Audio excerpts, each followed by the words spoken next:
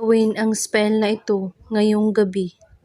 Ang simpleng spell na ito ay magiging mahalin ka at maalab ang iyong pag-ibig na kahit sino humalang ay walang magagawa. Napakadali nitong gawin, ngunit napakapangyarihan.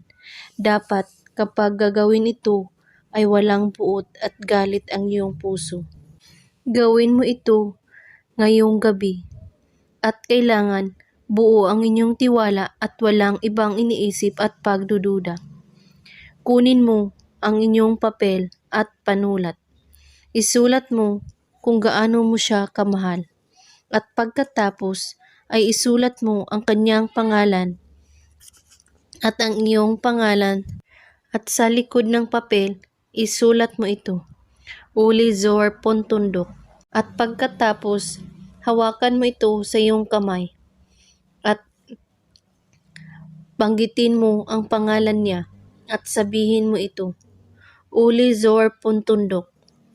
At pagkatapos, halikan ang papel ng 3 beses at saka sunugin ito at ipunin ang abo nito at ilagay sa maliit na bote. At palagi mo itong dadalhin kahit saan kayo magpunta. Gawin ito na may taus-pusong paniniwala at walang ibang iniisip at pagdududa. At kung may katanungan po kayo ay magko-comment lang po sa baba. Maraming salamat sa panonood. May God bless us all.